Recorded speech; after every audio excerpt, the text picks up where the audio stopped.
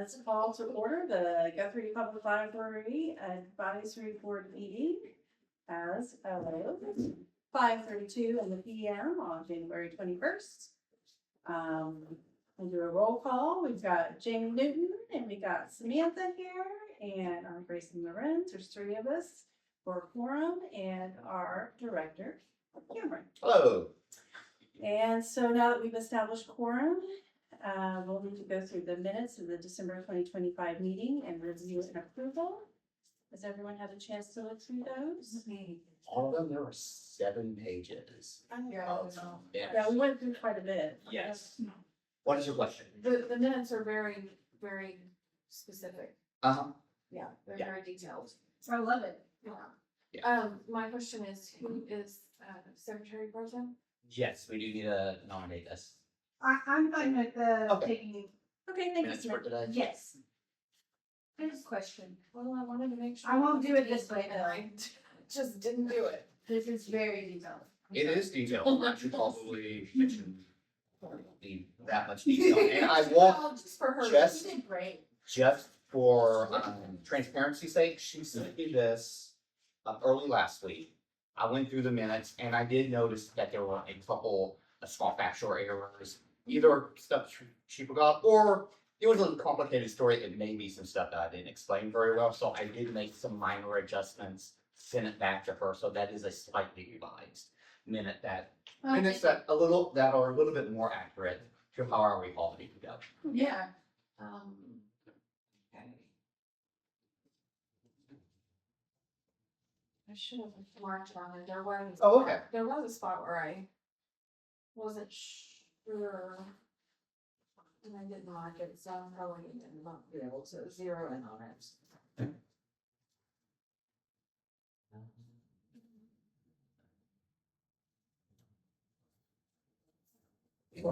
I'm not gonna be able to zero. Okay, in. maybe we'll- I should have marked it, but I think it was, I think it was just Typo, a typo or Yeah. something. which I did clean up some of those as well, Yeah. so I could very have easily missed some.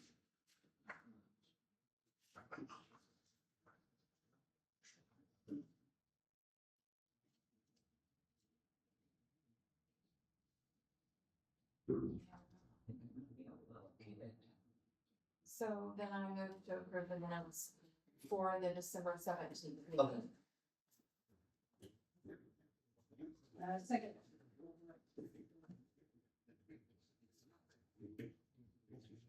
All right, so all those in favor of approving the minutes for the December 2025 meeting review, say aye. Aye. And it has passed. And move on to the director's All report. right. Like I said earlier, I'm going to try to run through just some of the highlights that we can spend the majority of our time going over policy. So just a couple of quick updates. You may have noticed when you walked in the building that we have brand new floor tile, and I've gotten enough of an old man that is the most exciting news in a long time for me is that tile is finally fixed. It looks gorgeous. It actually makes the lobby look a lot bigger because they use bigger tile. They put that up in like over a weekend. And they came back and fixed a couple of errors that they made. So I'm very, very excited that Wonderful. we were able to get that done. The And that's reason- Big Forward City. Yes, the city paid for that. I was actually putting some voter registration out over the summer, and I noticed that the lines were whopping, and I thought maybe this is the first sign that Cameron is finally losing his mind. So I grabbed another staff person and was like, well, the line's off to you too. She's like, yeah. So it turns out that we did have some bubbling and some buckling in the tile there. So we were able to the city was able to use some emergency funds to pay for the tile to be replaced, and it looks really, really great. Great color. Kevin Dixon with the city came and helped with all that, cleaning out the area and stuff like that, and put the toilets back. So I'm been very impressed with it so far. Is that senior or junior? That was junior, yeah. I don't deal with senior all that often, but I see junior. So not a whole lot of city updates, since we're covering the December, which, we did get to close a little bit early and go to the city Christmas party. My daughter was attended because she had a doctor's appointment, so we pulled her out of school. She went to the party too. I have pictures of her playing bingo, having a blast. She was this close to winning. My wife dropped her off at the grandparents, and I got a call from my mother-in-law. It was my kid on the other line, asking if her card won another round of bingo. That's awesome. But yeah, it was a really good time. I am a little disappointed that we did not win the gingerbread contest, but there's always next year. Right. I do have some big updates for our friends group, just so that y'all know and can tell everyone and people who are viewing it online. The Friends book sale is coming up. It is the 7th, the first Saturday of February. They always need volunteers. Give us a call. We'll get you in touch with folks so that you can volunteer. They're actually doing it over 3 days this year. So there is a members meeting on Friday evening. So if you mention my name at the door, they'll let you in for $5. Oh, Yeah. what a deal. What a deal! You got some pull with I've it, got some don't tools. ya? Yeah. If you don't mention my name, I hear it's also $5. But they have their big membership meeting, and then there's a members only sale. So you get the first pick at books on Friday, and then there's the sale from 8 to 5 on Saturday. And for the first time this year, they're going to be doing a sale on Sunday as well. $5. They give you a grocery bag. Fill that bag up as full as you can. For that $5. Wow. One of the reasons they were doing this is because in the past we have had, I believe he's a bookseller that would come in after the sale and take all the leftover books for the store. I believe I believe they were retiring, or maybe this is just not worth his effort anymore, but he's not coming to pick up the books. So the friends are brainstorming every idea they can to not have to take as many books back to the book house and be overloaded with books. So we are looking at different organizations that we can donate to. Sam, did you have an I idea? had a suggestion. Yes, I or also had a question. suggestion. Yeah. Could somebody bring a box instead of a grocery bag and still do the $5, or is it only grocery bags? My understanding is they have the grocery bags. If you Okay. pay the $5, they hand you. I Okay. believe it may not be a grocery bag. I do know that they will give you a bag that you get to keep and you can fill it up. I just was like, hey, I have tons of, reusable Trader Joe's bags. Oh, that I don't okay. want. Like, if I bring my own and pay $5. Yeah. Oh, would they Yeah. let you use Do your own bag? multiple.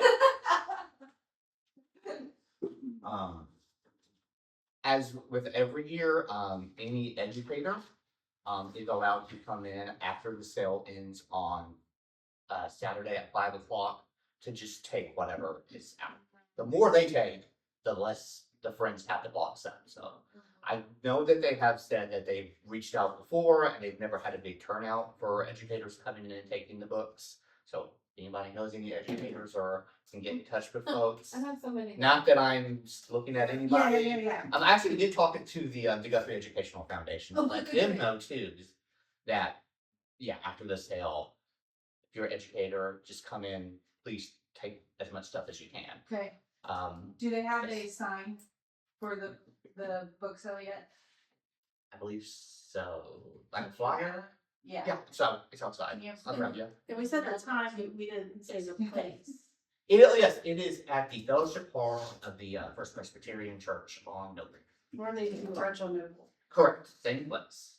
Yeah, and that's where all 3 days of the sale will be.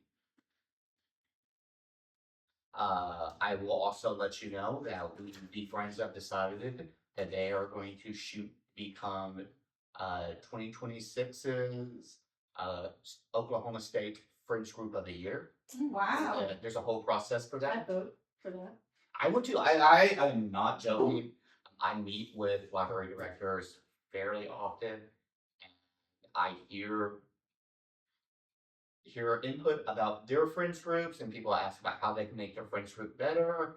And I can't contribute because my French group is wonderful and I don't know how they could do much better. They were, I do have told many city leaders and library directors that I do have the best French group in the state. They are consistent. They are very, very good. Zero complaints. Really good. If anybody deserves it, they won it in 2017 because we have the plaque. Wow, Yeah. that's cool. But one of the newer members was looking into it. The deadline to apply is next week. So we missed the 2025 Oh, man. deadline, but they have decided that they want to make a concerted effort to get that 2026 prize. Mhm. So you may be seeing a lot of stuff because they are going to be more active in the community. They're going to get involved in story times.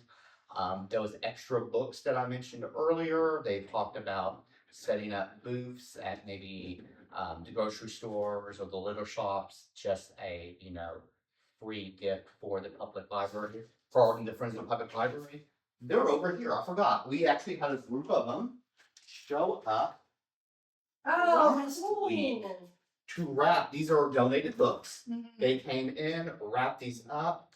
I believe it's in February. They are going to, we're going to let them use our display stand next to the circulation desk, and anybody can. These are not books to check out. These are books to take home and keep or donate to somebody cool. Like here's a paranormal romance mystery for somebody, a western, some sci-fi, lots of stuff. I love So that. you may, I'm Very really nice. hoping that everyone sees a lot more from the Friends group, because they have a group of people that are just absolutely excited about this, and they've got Awesome. a ton of ideas. They should do a scavenger hunt. Oh, I like that. It's so popular too. I will let them know. They should do a scavenger hunt over the whole town with all the Yes. businesses. Mhm. I like that idea. Great job, Grayson. And if you want, because this segues pretty nicely to my next point, if you want, you can officially go to the Friends of the Guthrie Library meeting, not as a guest, but as a ex officio board member. Okay. So I went to, because I've been going to their meetings a little bit more frequently because I've had a lot of updates for them. They just reviewed all of their bylaws at the last meeting, and one of the changes in the bylaws that they made is that a representative from the Guthrie Public Library Advisory Board can attend meetings as like an ex officio. Won't be able to vote on anything, but you would be able to participate as a board member. Cool. And I specified as like, do you want them to like Can we designate? join as a friend too, though? Yes. Okay. This is extra on top of everything you already can do. Cool. Okay. So, And and the next meeting is the February 5th. yeah, well, there's the big membership meeting. And then March. It's the second Saturday of the month is when they meet At 10? at 10. Yes, I always want to say 11. There's been a couple times where I've shown up as everyone is leaving, which is unfortunate. But yeah, it's at 10 o'clock. And yeah, and it's not, I asked you, like, do we need to, like, does it need to say so-and-so is the official representative? It's like, no. If any of the library board members show up, or not, if a library member shows up, they'll be considered an ex officio for the meeting. And will be able to participate as a board member. Just can't vote or anything like that, just like the city board, ex officio. Cool. All right. So yeah, lots of stuff going on with them. And I hope, I don't know if I've teased this before, I'm still waiting for the board to arrive, but I may have some big funding news from the Friends of the Library team. I got my fingers crossed on that one. Also, did I mention the AOA grant to y'all? So I've been meeting with a lot of folks. I know I've talked to them extensively about it. That the grant's finished and the presentation is ready. You emailed it to us last time. I did. Okay. And it was supposed to be on the agenda to talk about today. Okay. And I saw that it wasn't, so I made a note Oh, okay. about that, because I didn't. You had sent this and I Mhm. reviewed it, since I wasn't here for the last part of the meeting. Okay. So, but it looked like the minutes, said that we would talk about it tonight, so. Okay, I can talk about it tonight. Definitely if we need to, but I just want to let y'all know that that is concluded. Really, the only thing I'm waiting for is for OSU to send an invoice to the Friends so that we can pay out all the grant. Okay, yeah, and I have a meeting with them about the ALA grant, so I'm starting to lose track of what I've looped y'all in and what I've looped them into. Okay. Thank you for that. Yeah, thank you for the clarification. All right. Okay, just a real quick overview on some of the cool programs and a couple of the statistics that I was able to compile. One of the big ones I want to highlight is Santa Sweet Landing that we did at the Edmund Guthrie Airport. So for years, the airport has done their official Santa fly-in where they have a Santa Claus that comes in on plane when the weather permits. Don't tell the kids, but sometimes he just taxis over there and they serve hot chocolate. There's photo opportunities with the kids. It's really cool. I've taken my kid to it. But the problem is that it is always the same day that we do ultimately cook-off. So we've been competing with each other and we decided, no, it's the cookie contest. That's our big one. It's always been with the cookie contest and we decided that this year we are going to collaborate. So this time Santa flew into the airport, met the kids, took a couple of photos, and then went into the airport lobby to judge cookies. Nice. Perfect. It went No better well. person to judge the cookies than Yeah, Santa. exactly. He's a cookie connoisseur. Absolutely. The airport was very, very accommodating with the library. I think there was an issue on who Santa Claus got to be the official Santa Claus because they have their own, and we have a Santa Claus that comes in and does the cookie contest. We got that settled.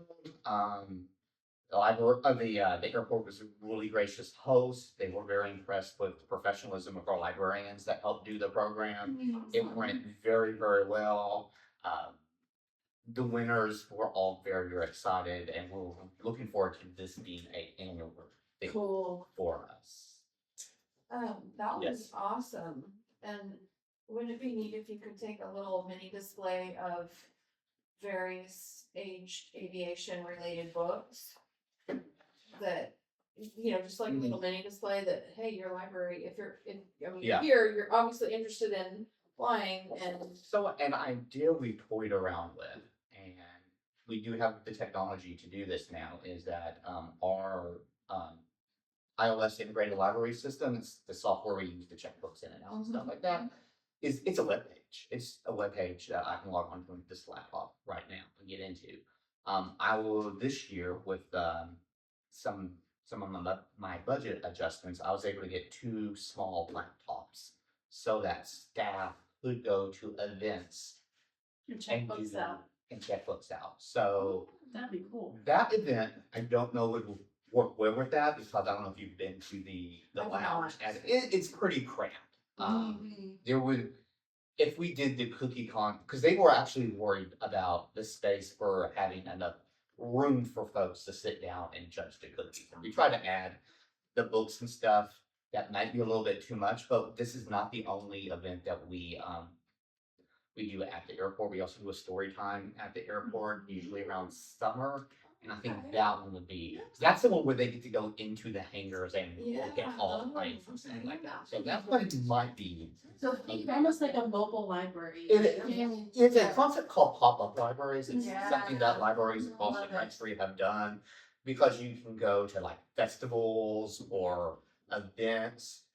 If we wanted to, we could set up something at like Red Brick Nights or 89ers, That's Ring cool. Fair, just to be able to check books. We can check books in and out. We also can sign up for library cards right there, and we can just hand them the card when they're done. Even my pulse on the cutting edge of Just- library Mhm. activity. So I'm gonna enhance on what Jamie said. Yes. Instead of at the cookie thing, have books. Maybe you have that big tower display. Yes. Maybe do a poster of some of your more famous cookie books or something like that. Oh, yeah. Just to bring them back to the Mhm. library. That might be a good idea. Or Yeah. like, you know, Wouldn't one take of up those, any room, yeah, just something that you can like, even like one of those felt, well, not felt, but the big boards that you can open the Trifold thing. Yes. Yeah. We've actually just got, because we used it for the trucks in the summer. It's one of good. those mobile ones where it's like a span and it has the banner. Yeah. So yeah, we might be able. I'm trying to remember. I'm trying to remember if they took that to the cookie event or not, because it's just a big banner. That says Yeah, Guthrie yeah. Public Yeah. Library. I think that they did, but I couldn't swear. to it. Yeah, that's And okay. then, like putting together one of those phone boards at the local place. I Mhm. recently did one for our church, and it's like $20-$30 to have something printed and mounted Oh, on okay, your yeah. phone. Okay. Hey. Yeah, that's good, because we are definitely trying to do, one of the things I really would like to see more at this library is to be able to do more outreach events, Mhm. more back to school stuff, more participation in festivals. So it's one of the reasons I got the laptops, is so that it'd be a lot easier for us to do this. But the issue that I'm running into is not the technology, which I thought was going to be the big issue. It's staffing. Yeah. Because anytime we have people not in the library, that's less coverage we have at the library. So we Could it be do, like a volunteer thing where you have someone from the Friends of the Library that helps with that? we could, but we couldn't let them use the ILS system. Well, of That's like a yes. staff only thing. So You part of still that need a would staff be, member. yeah. Yeah. Or you could do one staff member to one volunteer. We could, yeah, And that'd be a little bit easier. it would be. I'm gonna put that down. And especially with the friends wanting to do more volunteer stuff down there. Yeah. Very good for them. Well, and I think the pop-up libraries can kind of add on to what we were talking about with the ALA grant originally. Yes. Is that going out to, you know, a school in Logan County, and even though it may not be in Guthrie directly or in Guthrie, and saying, Well, yeah. in collaboration with the school library, here's some more library books we're bringing in, please come and see us, do a story time, and then take off. Yeah. You know, that would be a way to, you know, Or even other chamber breakfasts. Like, I don't know if the Crescent Chamber has something that you guys could, you know, go to, or, you know, Coil. I mean, I don't even know if Coil has a chamber, but just an idea. Yeah. anyway, just something. Yeah, you know, and that's something that I've been exploring Yeah. with Love Becca and with Jacob, our two librarians. Yeah. Especially the folks that do the children's programming, they do like doing these sorts of outreach events. So it's very easy for me to suggest it. It's a little bit more difficult To for find me it. Yeah. to staff it. Yeah, Yeah. that's always the big learn. All right. Let me see if I have a copy, or probably I have to borrow someone else's of the libraries. Since we're doing circulation policy, what the stats that I included with the director's report are the Don't we need? yes.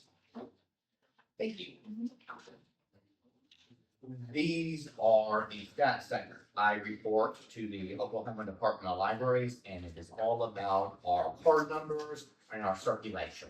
And what I've done is I've shown you trends. As you can tell, 2019 and 2020, something happened. Historians would never know. But that does affect a lot of that.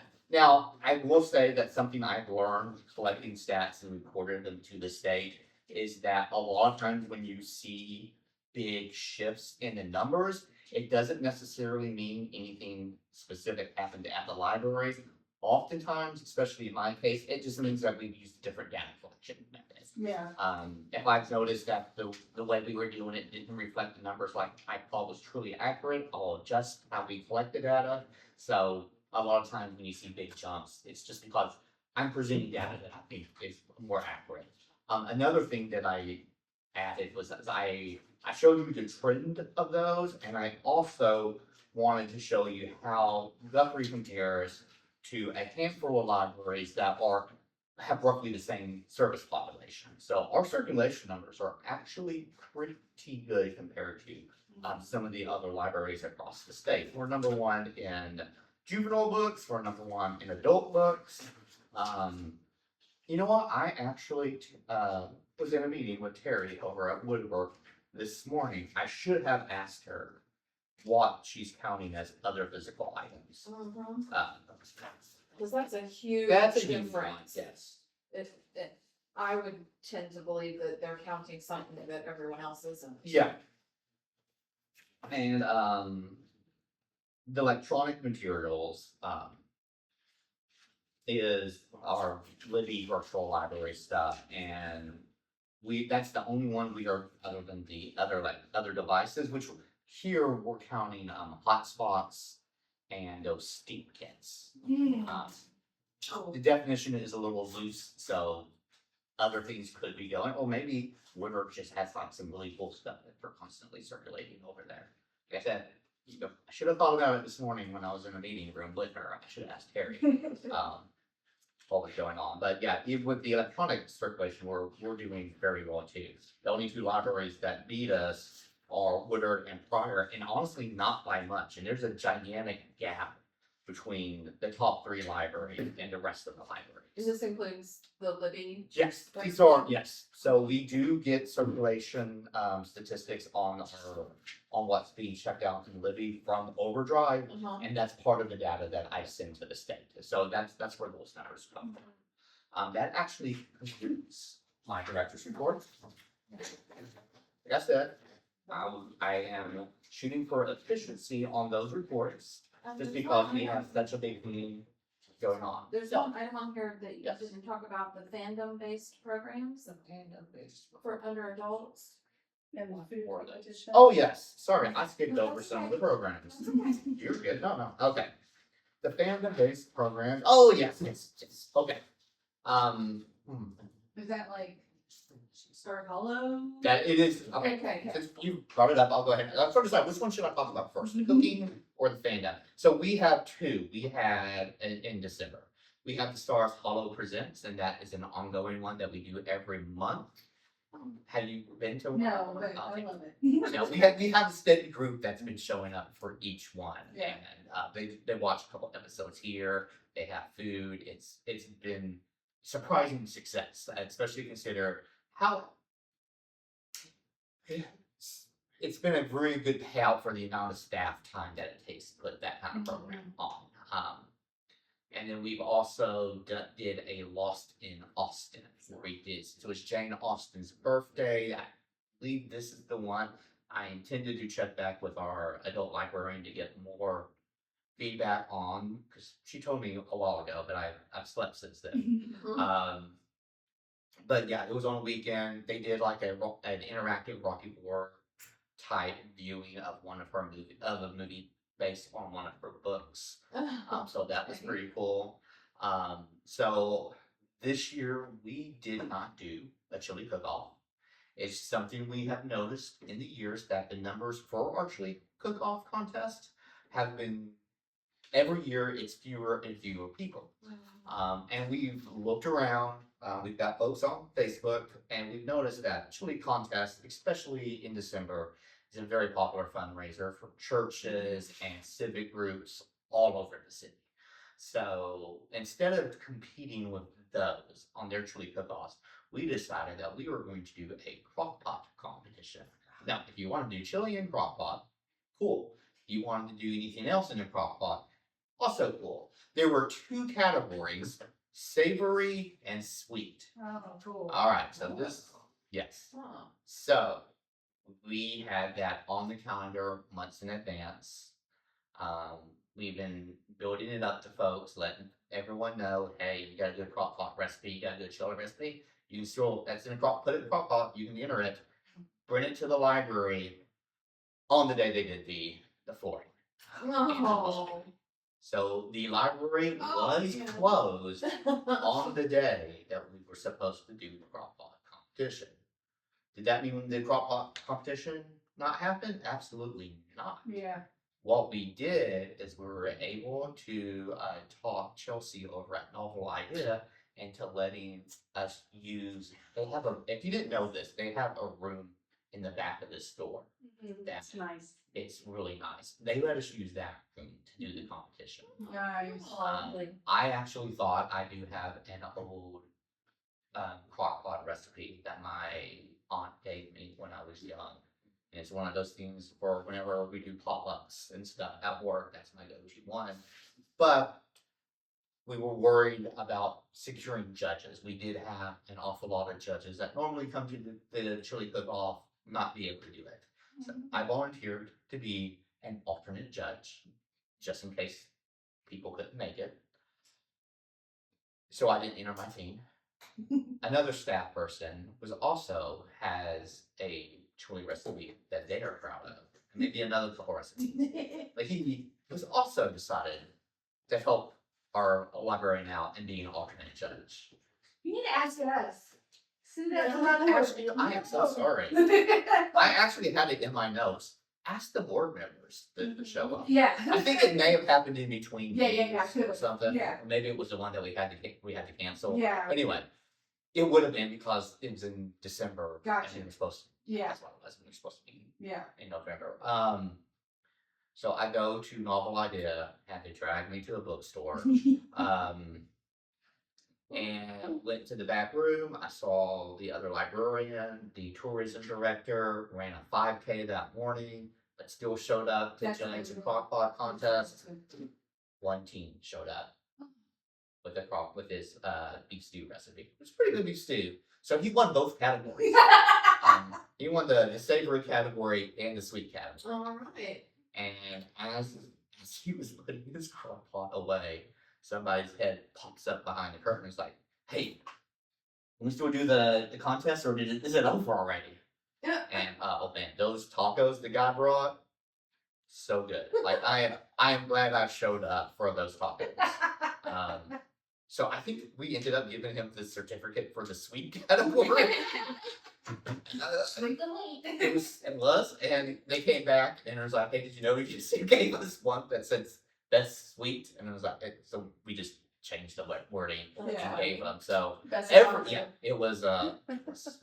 I'm not. Yeah, I did not have to eat lunch that day. I went back for second, so that was really good. Now I know what my competition is. Now I'm wondering, is I don't want stuff good enough for material stuff. But anyway, we learned a lot. We're gonna adjust some of the things. We're thinking about maybe not doing it on a Saturday. Even if we were doing it here, I don't know if you all have tried to visit the library on a Saturday. Parking is at premium. The ones over at Staples and Katie's.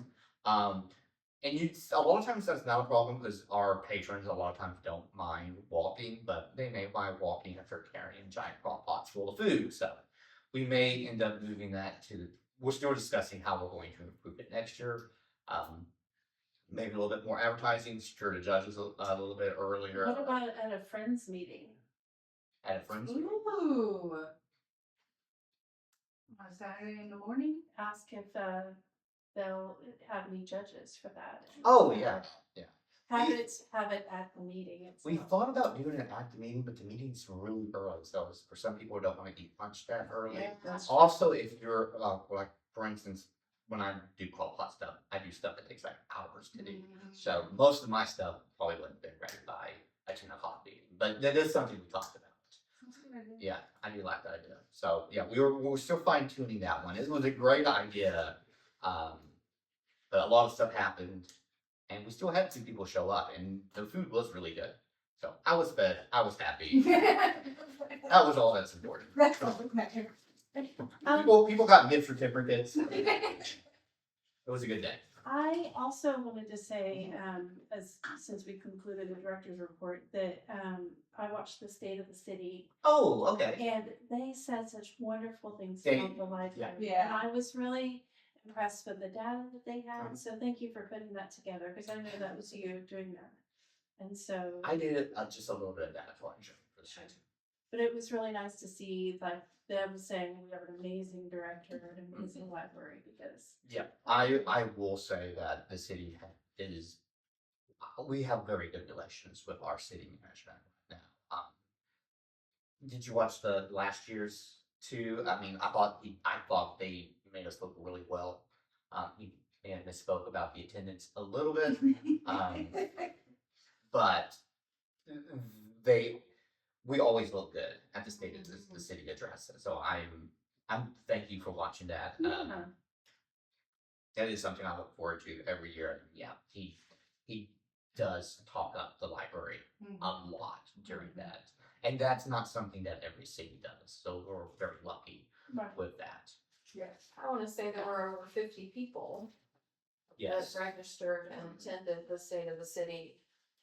almost 70 if I remember. Yeah, right. well over Yeah. 50, yeah, it was very, very, very far up there, it was the most, or the, how do I say it, the most highly attended state of the luncheon that the chamber has ever had. Yeah. Yeah. And so it was really wonderful, Shonda did a great job on the presentation, Yeah. and then Eddie did wonderful up there on the stage talking, and so Yeah. I would just encourage anyone who might be seeing this to go watch that, because it had a lot of great information about all of the city services, and it was really good. Oh yeah, if you have any kind of question of what the city is doing or how we're spending our money or what we can do for you, that's your go-to place for that. It was really good. And actually, I'll throw this question at y'all because this is something I was thinking. There's a report that went along. It's mostly the slides that went in with that presentation. I have a copy of that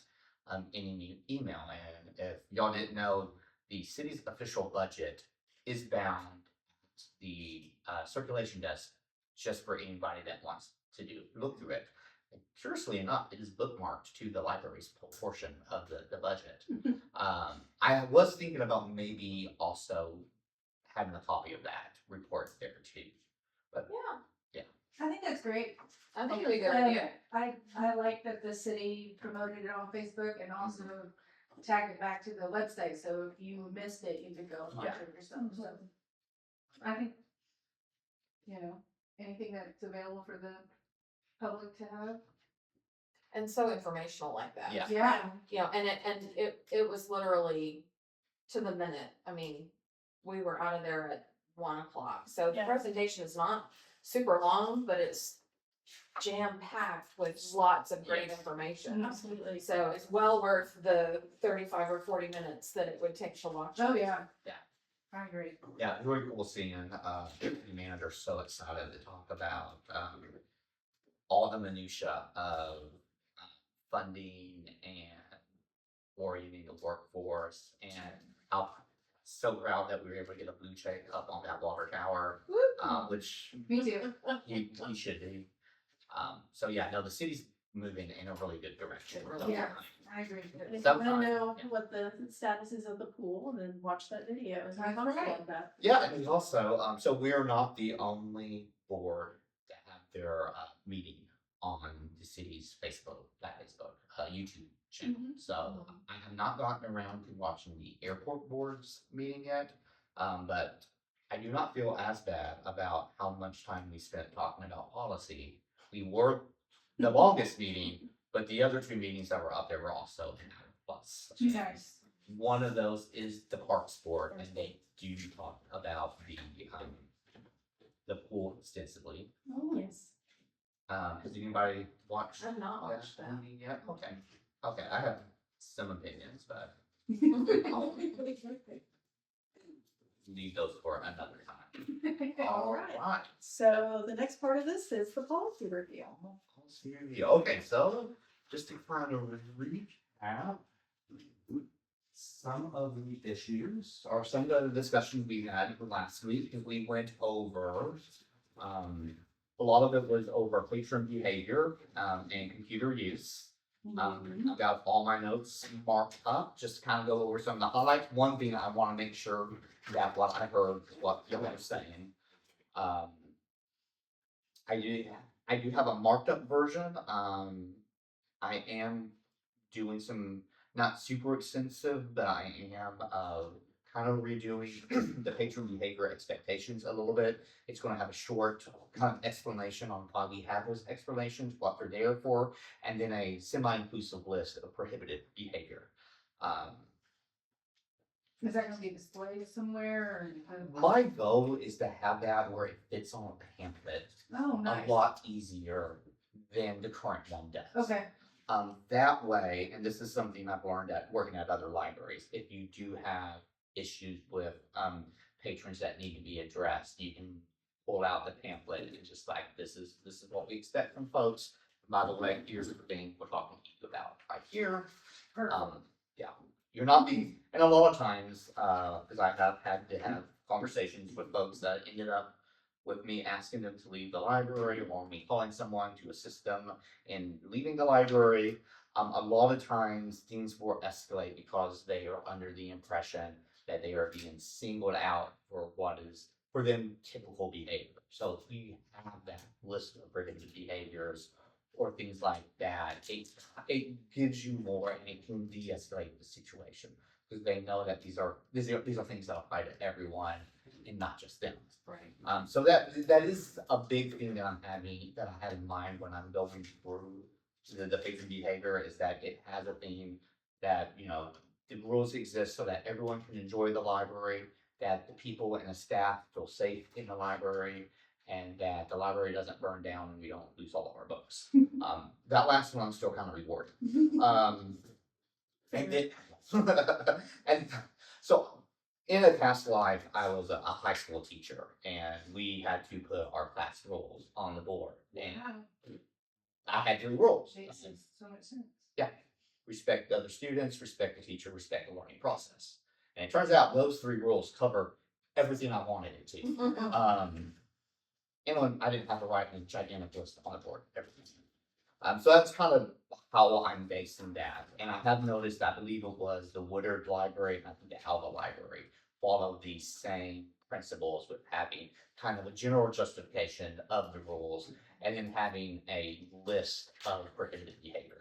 And the list of prohibited behavior, one kind of just sets the tone of what the expectation is and also addresses stuff that, for whatever reason, is issues that you're constantly addressing at your particular library. Like I've worked at a library where we've had kids running around being kids, but needed supervision. So the part about parents needing to supervise their child was way up on top, so we could point that out really quickly. So I've worked in libraries that were just loud because it was in a louder community. I've had issues with workout libraries where we've had issues with people and their relationship with staff, and crossing boundaries. So like every library has a unique set of behaviors that they want to monitor. And by having that list, you can move stuff off the list, put it back on, and that empowers the staff. They feel a lot more comfortable addressing the issue without one coming to me to have me address it because they may not feel like they have standing to do so, or even worse, just not addressing it at all because they're worried that they're going to get pushed back and they won't be able to fully articulate why we're having this discussion. I will say that one of the issues we do have here, and it's not a bad issue, but it's one of those things like, every library is a little bit unique. One of the unique issues here that I haven't seen in a lot of libraries is it has to do with the noise level, but it's not people talking. I've worked at libraries where, for whatever reason, it was common to approach patrons and just ask them to lower their voice a little bit. Just because the other people are trying to avoid the library too. This one, it's cell phones. We do have a handful of patrons that come in on their cell phones in speaker mode at full volume. It's just a thing. And I can think of there's 3 or 4 people in my head right now that this is a pretty once a week. We do have to remind them if they're on the phone or if they're taking a phone call. You don't even have to leave the library. Just please take your phone call in the lobby. So that is going to be one of the top things on my list is, cell phone calls. Due to respect, cell phone calls should be at the lobby because that way when those people come in, we can just so you know, city council also says you need to take the phone out to the lobby. Nice. All right. Reasonable. Yeah, I said, and when I am done, I'm hoping to have my full rewrite ready for y'all at the last meeting before we take this over to city council. When are you taking it to city council? I'm taking it to city council. I need to do it before the annual review. So if I remember right, I'm thinking early May, Okay, before summer reading. That is kind of the timeline that I'm looking at. It is largely a self-imposed deadline, so there is some flexibility with that, but I would like to have a new policy reviewed and ready to go before the state asks me, hey, did you review policy this year? No, technically we could do most of the process and me have it on my agenda to present to city council, and I still think for state reporting reasons, we'd be in the clear. so basically the March meeting is the meeting we really should have the rewritten. I'm thinking April, March or April, yeah. Okay. 'Cause Wait, we- March, we're skipping April. We won't be April, on it already, yeah. but you know. Well, we only meet on Right. odd months, right? Correct, yeah, So, and we purposely chose Right. odd months to avoid April in particular yes. and December. I remember those were the two things you wanted to. Yeah. So yeah, let me take it over. So March. So I'm thinking March. So You're gonna be busy. in what I think February. would be reasonable is to have kind of a rough draft, for us to go over and then give you our notes in March. Does that sound reasonable to everyone? Yeah, And then that way, if we have any questions directly, we can, ask you, if we have any suggestions, we can Yeah. go over it over the next. I have a suggestion Sure. on the rough draft. Mhm. So what we do when we're changing things, we, mark it out, like, Red line. yeah, and then we redline the new stuff. Yeah. So if you could email it to us before the meeting, So before March. what my plan is, and this is also what I plan to do when I present this to city council, is that I will have an executive summary that goes over the highlights of the things that the policy, but without changing the policy, because I do have some policy changes that I want to do, I want to put in. One of them that we haven't gotten to that point yet, but we can go ahead and talk about it now, is I am gonna have an appendix in the back that will have, the fee schedule will be there, the ALA Bill of Rights will be there. I think there's 2 or 3, there's a statute, I wanna put that there, just so that people can go to our website, download the policy, and it have all the supporting documentation with it too, so they don't have to go and look up stuff. No, it's good. Can't remember everything that I was gonna put in the appendix, but I have a list on my desk. Yeah. Just stuff to stick in the appendix before I send it over. So yeah, you get an executive summary that has basically the big changes and then a red line version of the policy. That'd be awesome. Yeah, and just so you know, you're the first sounding board for this. I'm taking all of your input, I'm putting it in a draft, and then I'm meeting with staff. Because like I said, one of my major goals in this policy is to make sure that the practices and things that we're doing at the front desk and in the back offices are supported by what the policy is. And I can say that that is not 100% true at the moment. And right now, what I want to do is I want to change the policy to match what we're doing, because I think what we're doing is good. Yeah. It's serving the community. And we're going to talk about some of this in the circulation policy, because I do have some changes I want to make, because it's things that we've started doing since I've come aboard, and I just basically want to make what we do official.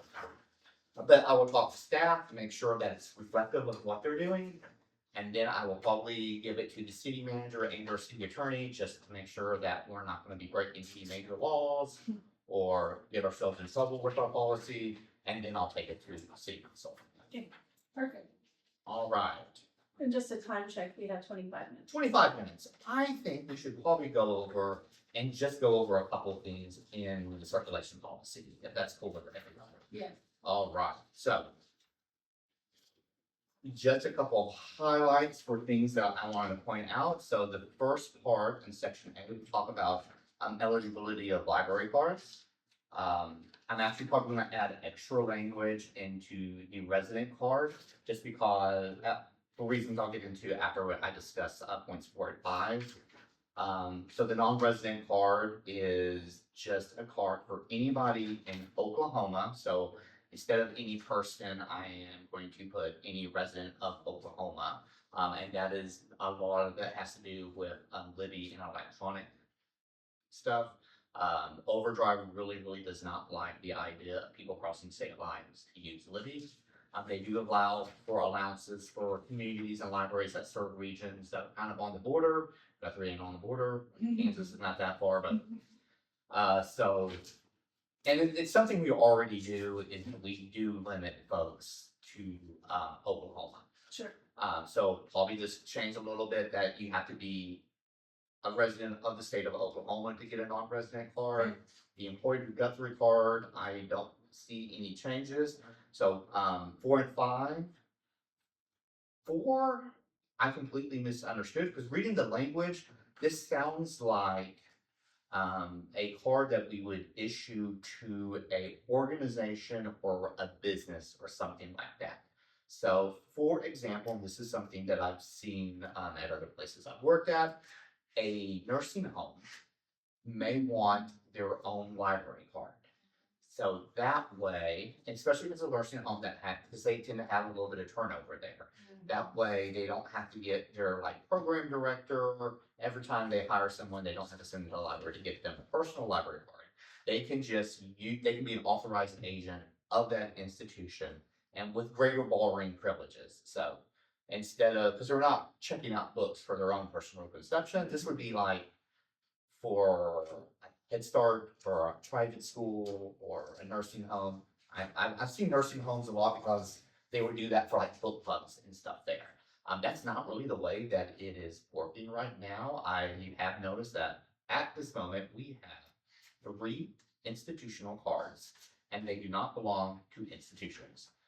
They're teachers.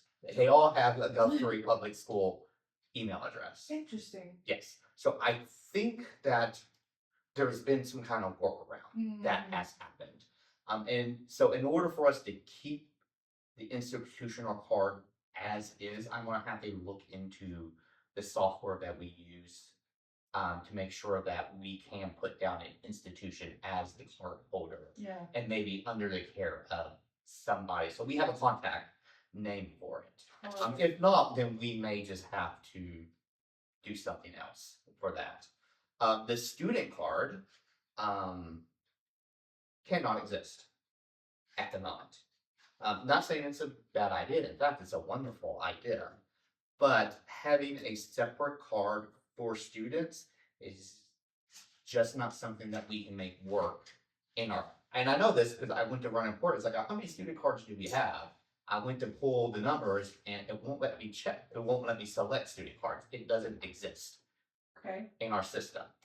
And after looking through what it says, I think that this sounds like a way to qualify for a resident card. So instead of having a separate card for schools, in order to get a resident card, you need to be a resident of Logan County, or we can just add, or be a student at a school in Logan County. I love it. And or their parents. Then that takes care of that. So because there's no different, huh? Add that to resident. Add that to resident card. There's really no difference between a resident card. I mean, it's the same borrowing privileges, same pretty much everything. We don't charge for it. There's not a fee, so it's not a non-resident card. The only difference is that they have to show once a year, because once a year you have to do your contact information. Once a year, part of that process would be confirming that they are still enrolled in that school. And I did double check with staff, and we do have some of the smaller school districts on the edge of the county do serve people in neighboring counties. So there would be a handful. It wouldn't be a huge number, but there's a handful of people that do not reside in Logan County, but would be eligible. I may need to run this by someone at the Oklahoma Department of Libraries. I don't know if you know this, but the reason why we do serve the entirety of Logan County as opposed to the city of Guthrie is because that is a condition that ODL sets in order to get state aid. Oh, which by the way, we got state aid. Woohoo! Yeah, I forgot. I sent the paperwork in a couple weeks ago. There are a handful of libraries in the state of Oklahoma that do not cover the entire county, because they just forego that state aid. There's one in particular I'm thinking of. They serve the city, they serve that city, and they think that they serve a 30-mile radius around the city, which does not cover that entire. I have a question about Yes. student. card. Yeah. The eligibility requirements that are listed under student card just seem redundant.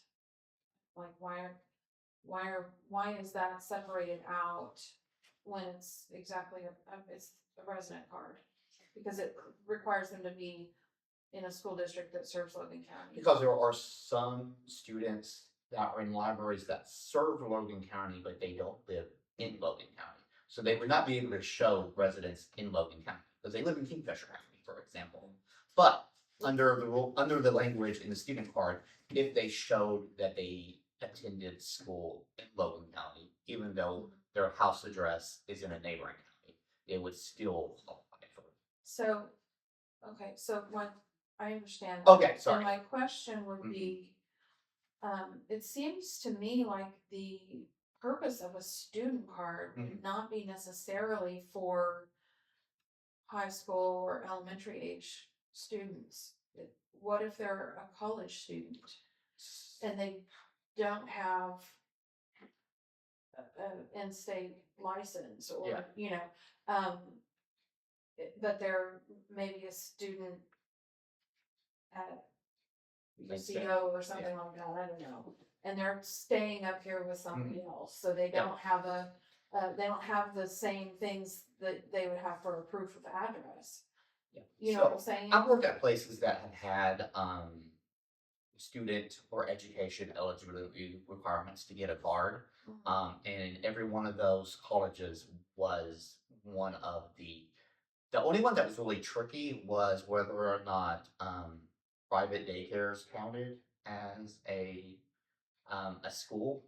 And of course, when the online charter schools became a thing, there was a lot of discussion back and forth on where is the virtual school located. Because we would have, this was in Oklahoma County, so we would have people from Lincoln County and Logan County and sometimes Canadian County would drive into Oklahoma City or into Oklahoma County to meet their EPIC teacher and would want a card because often they would be meeting at one of the metro libraries. And so I do remember when I worked there, there was discussion on whether or not, you know, like EPIC was the one that we talked about the most. But does EPIC count as a school located in Oklahoma County? Now, for our purposes, this would include Langston University, and I do happen to know that a large portion of their student population does not reside in Logan County. So they would be able to get a resident card. We may change the name just to avoid the confusion to something like a primary card. That way, the way you qualify for a primary card is either through residency or through being involved in education in Logan County. So that way those Langston students, even though they may live in Oklahoma City or Edmond south of Waterloo, would still be able to use the Guthrie Public Library without having to worry about. So really, the resident card can include also if you're employed in Logan County and you're a student in Logan County. You know what, we can do Yeah. that too. And then that way, you know. But what if somebody, and I'm maybe going way off the rails here, but you know, what if somebody's going to school at UCO and living with their aunt and uncle up here? Okay. You know, they don't have proof of residence. Their driver's license might say Tennessee or something. But but they're a college student, so they would have a college student ID, a valid current ID for UCO. But they want to be able to use the library in the town where they're staying. Yeah. So Probably use their aunt and uncle's address then. but they would not have proof of residence that would So work based on the policy. And this is part of where I want the policy that we have written to match what would happen at the desk. Because I'm going to tell you exactly what would happen if I'm at the desk and someone showed up in that particular capacity. we would do the things of like, do you have a driver's license? No. Do you have a bill? No. My aunt or uncle pay all the bills. So what we would do, and what I would do, and what I encourage my staff to do, is in that circumstance, we have the postcards at the front desk. And that is what we use to establish residency for people who may not have documentation on them. The drawback of it is you have to rely on the postal service, so they won't be able to get the card that day. But what they would do is they would fill out the postcard with their name, with the address that they're staying at. I take those postcards to City Hall with the outgoing mail, and those go out in the mail. When they get it in the mail, that's their proof. They can come to the library with that postcard, and we take that postcard as proof of residency. So that would fulfill the residency requirement for them to be able to get a card. Okay. So then you're just gonna remove student card altogether? I am thinking actually like I like that idea about the employer idea too. is that we're just going to combine the student card, the institutional, The the employee, employee. thank you, okay, the employee Guthrie card and the resident card, and we're You just gonna have call anything to that. do with Logan County. Yeah. I think that should be our primary card. It will be something like primary card. Yeah. So I love there's it. nothing in here though that tells how they, prove that they're employed in Guthrie. Correct. So this is where we're getting into the difference between policy and procedure. Policy is what we're talking about now. It's what we write down, and it is the bedrock principles that we do not want to change year to year or even every couple of years. So policy is like the guiding principle.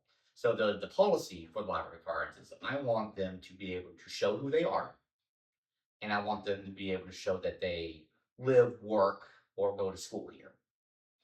Now, the exact manner and how they prove who they are, and the exact manner on how they show they live, work, or go to school here, that would be governed by procedure. That way, if it gives the library staff a little bit more flexibility and to be able to meet that. So I'm trying to think, do we have specific where it specifically says that they have to show a photo ID to get? Identification must include photo identification and any item showing name and current address. It's at the bottom of the first page. It's at the bottom of the first page, okay. Because one of the things I'd like to do is I would like to change that. So, because this is something that I've seen work at other libraries, and I used to train people on this. And it was a big hurdle at first, but I want to get away from that. You need this specific thing to show that you are who you are. Because of lots of different types of life circumstances and things like that, especially people who need to use the library, may not have a current photo ID from the state of Oklahoma. Right. But I want to be able to give the staff flexibility that if you know that the person in front of you is the person that they say they are, and honestly, the easiest way to do that is with a government issued photo ID, then that's good enough. Same thing with residency. If you are able to show the person at the desk, the person issuing the cards, and I will grant that this is going to make my job a little bit harder because I need to make sure that the front desk staff know what's okay and what's not. It's real easy if we have like the real clear-cut rule: photo ID, no library card. But since like one of the things I've been working on since I got this job was to increase access, I want to be able to give the people at the front desk a little bit of flexibility as long as we are being consistent and that we are serving the community to maybe be able to take something other than a photo ID that they may have on. And that's kind of what I was getting. I may have gone a little bit off. No, but that's kind of where I was, the point that I was making is that it's spelled out in detail Mhm. for, library cards for adults. Yeah. For residency, but we also have the employed in, and nothing was spelled out on how to prove that. Yeah. So I like the idea of taking out the requirements in the policy and just And educating your workers, your employees on what is acceptable. And if I had to speculate on why there are specific spelled out requirements for like the resident card but not the employee card, is because establishing residency is pretty standard throughout the county. I did it when I bought a house here. Is when you change your address, you go to not the DMV because we're in Oklahoma, the tag agency, and you get yourself a new ID. There are a million different employers, and they all do something different. So it would not be fair if because we could say like to show that you are employed, you have to show a paycheck, which that would have made sense 20, 25 years ago. There's a lot of employers that do not issue paychecks to their staff anymore. It's all direct deposit, and there's not a good way for them to. I believe they're show still that. required to send a stub that. For the tax. Even electronically, which is how I get mine, for tax purposes, and so that they can show that, what they're actually taking out of the check. Yeah. Um, I can also say from experience dealing with folks that Nobody knows how to get a hold of it.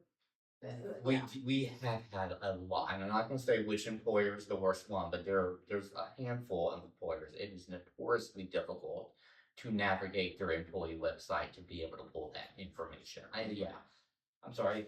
well, I said mine's awful. Oh, yours. I wasn't thinking about yours. Well, mine I is. was thinking about there.